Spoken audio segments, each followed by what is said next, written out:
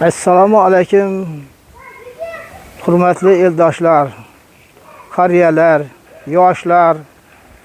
Bana bugün şu yaşlarımız bu katta teşebbüs gösterip çıkıptılar. Şu teşebbüske koşuluş için ben aytmakçımam, bana yapırmakçımam. Hürmetli eldaşlar, bana şu yerde Altı Alem Boğa degen kabristan var. Şu kabristanın yolunu kim görgen bolsa onda yürgü dinemez. Yolları cüde bir onkur çonkur, natekiz. Keçeki yağmurda şöyle kariyelerimiz mesciye gelişinde cüde kıynaldılar. Bana şu yaşlarımız teşebbüs gösterip bana şu yolunu asfalt kılışı için iş başlarına geldi. Çünkü koşuluşunu iltimas kılamam. Bana Kelbek elatının mahalleleri, yaşları size de iltimas kılaman. Şu yolga bana indi yolunuz ötken savab, köpür kurgan savab, meçit kurgan savab, kuduk kurgan savab. Bana şuna emel kılıp bana şu yolunu asfalt kılışka kömekleşin berin şu asfalt kılışa. Bana hemmemiz kolumuzdan geniçerli hareket edeyik. Bana telefondan nima qilib turibdilar. Ovoz berish. Shunga ovoz berishingizda sizlardan iltimos qilib so'rayman. Keyingi indamizda mana Arambo'yi tarafda shehidlar bog'imiz bor.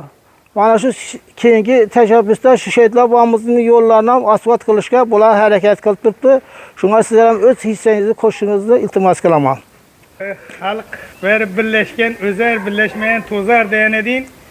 Şu birleşip hem yerimiz obod olsa hemmeni bizine yaxşı. Hiçbir 100 ming so'mga başka yere ovoz berip kelgan bilan hech hech bo'lmaydi, lekin şu yol zetilib kalsa elatimizin, balangizin umr o't hammamizin yerimiz bu. Şöyle yaşagan adam bir söynüp, gülüp, yol asfalt bolsa, tekis bolsa, ravon bolsa hamma vaqti bir faxrlanib bir edi odamlar. Ana dedi batık kalıp bir kim bolsam bir yere baracak olsa batıp çümü bir yerinden mektebe barsak ham, mektebi yolla obod olsam hemmesi özümüz için özümüzün mahalleye gerek böyle. Şunun için bir fark bulmayın, avaz verip hemmemiz bir yaxşı günlerde yüreli. Bu hiç kimden netmiydi. Göçenem gör yine bir ton bulur. Mesela Atabek'imle şöyle çıkarışı bettirmek olmalı ya. Doğru mu Atabek? Çıkarışı bettiriyor. Biz özlemiz, mana şu köçeni özlemiz ağzı birlik kılıp, Loy bu muydu?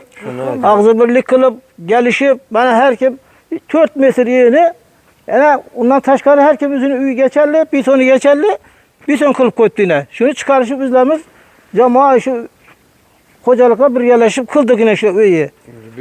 Yolu yine. Ayttık o. Bunu özlemiz holda becerdik mana şunu yine. Her kim üyünü duşlarını köşeye girse yine maşı bulaşmıyordu. Piyaları şöyle nimeye ötediler, meçhite ötediler, meçhite ötkende yine hemen şu dilekler ötedi, rahmet şu da ötedi. Mana şunu yollarımızda asfalt kılsak, her kim işkini şunu kılsa, taze kılsa bu Peygamberimiz aytgandek savab işlerden birisi hesaplanardı.